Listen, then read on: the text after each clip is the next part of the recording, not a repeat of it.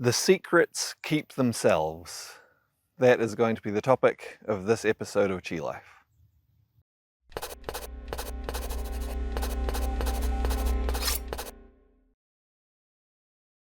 Alright, so probably at least a couple of times previously on this channel in different vlogs on different topics, I'm sure I will have mentioned how for a long time there was a great tradition of secrecy around a lot of Qigong practices.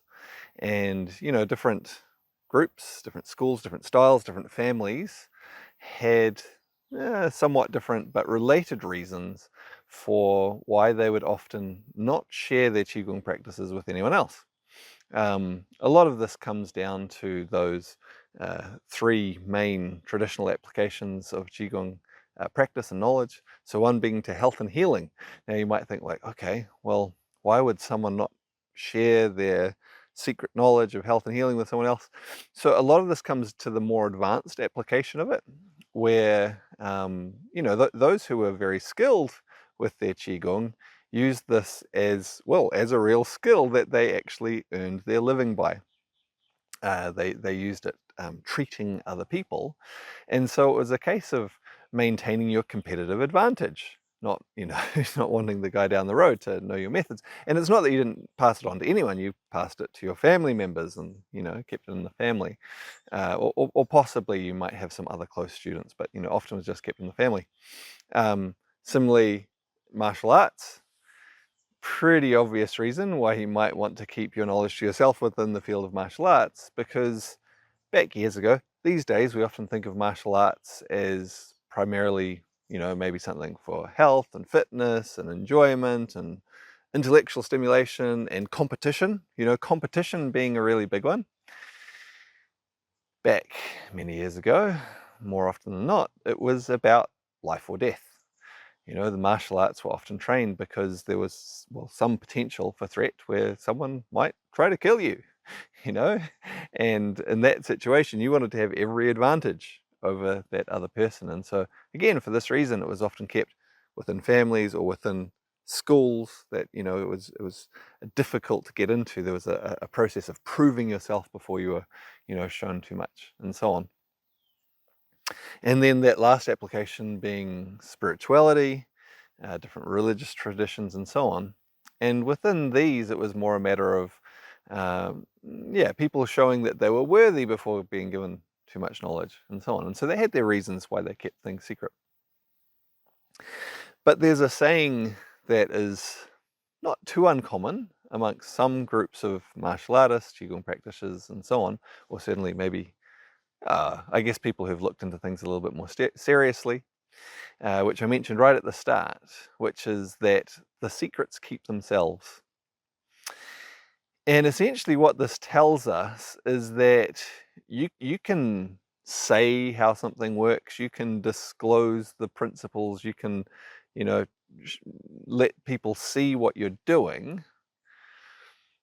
And for the most part, anything that's really deep within it is still going to be a secret afterwards. So you don't actually have to worry too much about trying to keep anything secret. Maybe that wasn't so much of a saying many years ago, but certainly these days, you'll find people who say this, and I think it's a good principle to be aware of, and it's a good one for actually dispelling some of the secrecy that some people have, where they're really trying to hide or hold things in to themselves too much, because particularly in this day and age, we don't really have maybe quite the same motivations for not sharing things widely in terms of competitive advantage for medicine, and treating people. I think if anything, we need more people with those skills, right? In terms of martial arts, again, for most of us, it's not a life or death thing, right? It's something that we do for enjoyment, for competition. There might be some rare instances where it is life or death, but in that case, it's so unlikely that that will be in confrontation with someone who's done a whole lot of hard work, and gone deeply into principles of Qigong and traditional martial arts. Typically, the sort of person who does that sort of thing is not the sort of person who is going to be, aggressively violent towards someone else. It's not, they don't get attracted to that sort of thing. Maybe within some spiritual traditions, maybe that same sort of motivation might be there about people proving themselves worthy, possibly. But that might also tie in with another implication from this saying. And I think maybe why this is a more modern saying is because one of the real issues in relatively recent history has not been hiding practices away and keeping them for yourself or for your family or anything like that, but rather it has actually been finding people willing to put in enough work, enough time, enough effort to learn them properly. And that's been the challenge rather than keeping them secret. And I think that would definitely, yeah, well, that changes the dynamic quite a bit, right? Doesn't it? Because the nature of some of these deeper secrets, well, not necessarily secrets, deeper truths, is that generally to really comprehend them, often in some way you need to be prepared to comprehend them. And that means, you can be told them, you can read them in a book, you can even see someone doing something, and it just won't make sense to you. Or you'll miss what's going on unless you have maybe already done a lot of practice yourself, a lot of study yourself, and developed a base of more basic, simple understanding, I suppose, in many ways, that then allows you to be able to, to perceive and understand what it is that's being said, what you read, what you're seeing, to actually even sort of catch what it is that you're seeing there. It's an interesting thing that all of us, we can see the exact same thing, and because of our past experience, because of our past knowledge, there's so much in terms of different details, different things that we'll focus on and draw out from that. And this definitely applies to some of those deeper principles, deeper truths within Qigong practice in particular, but martial arts and other things as well.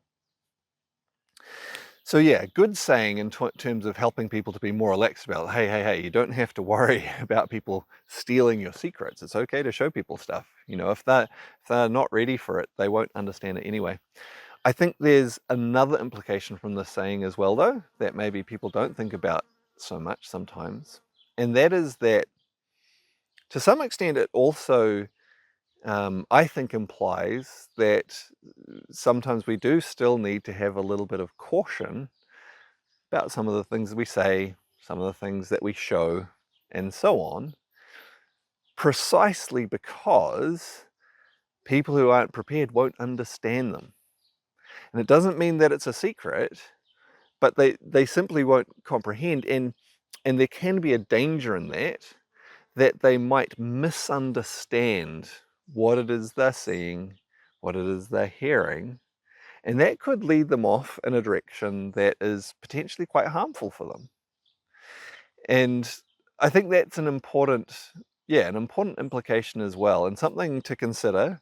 So again, not just in terms of Qigong, but with many different, I guess, deeper things in life, to consider sometimes, okay, yeah, we don't necessarily need to keep things a secret, but saying something, whatever it is, what impact is this going to have, saying something, showing something, what impact is this going to have on the other person? Are they going to understand it and benefit from it? Awesome. Are they going to understand it and have harm? It's going to harm them in some way. Okay, not such a good idea. Are they going to not understand it, but it's not really going to do them any harm? Okay, well, that's fine too.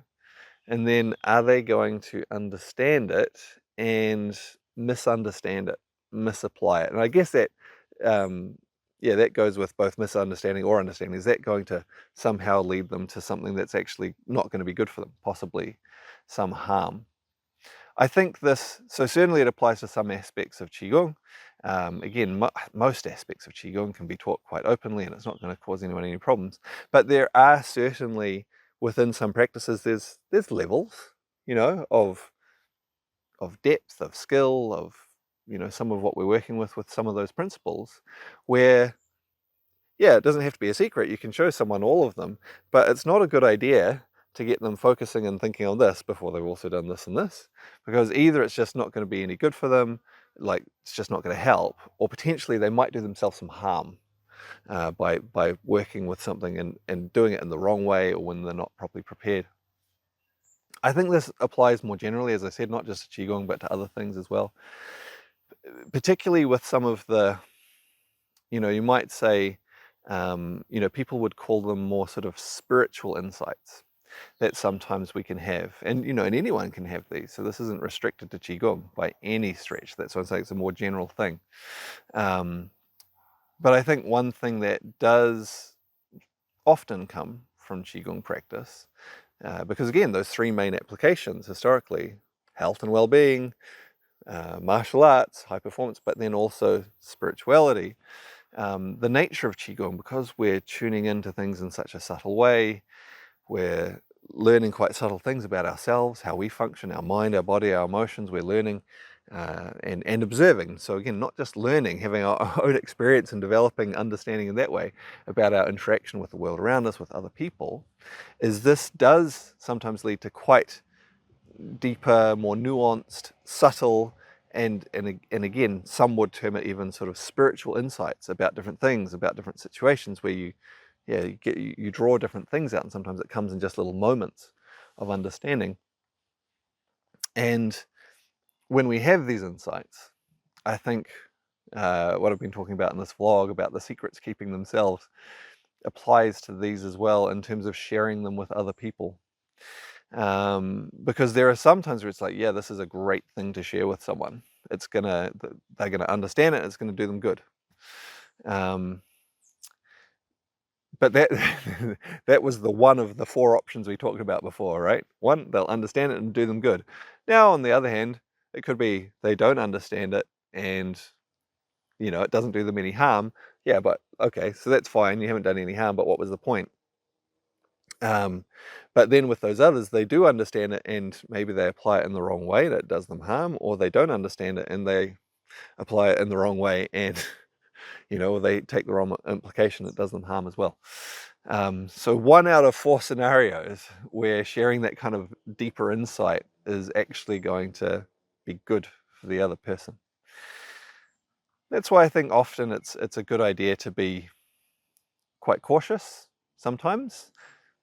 Quite cautious. Is cautious the right word? Yeah, I think cautious is probably not too bad of a word about some of those deeper things that we share with people.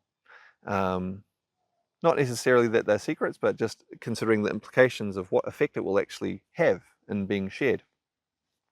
I think another side of this is we should probably also be quite cautious about who we listen to about these sorts of things as well, and the sorts of things they might share with us, because there's lots of people who would like to project that they have deeper, important spiritual knowledge and use this as a way to to make themselves seem more important and maybe to exercise control or influence over other people. And again, obviously not always the case by any means, but there are people who fall into that category, and then they're very willing to share different things, and they may not be very helpful or healthy for the people receiving them. So anyway, a little bit of a different vlog again. I do have more vlog topics to do, but I am sort of, with some of them, it's like, some of these topics are getting a little bit more maybe unusual in some ways, which hopefully is interesting for people. I'm sure there's some value in them. But yeah, by all means, if you have some vlog topics you'd like to send in, do that. I've still got a fair ways to go on this 100 days of vlogs, or 100 vlogs in 100 days. So send them in, there's a good chance I'll be able to cover them. I still do have some others that were requests from other viewers as well, so I'll be trying to get through some of those over the next little while too. All right, I look forward to seeing you on another one soon.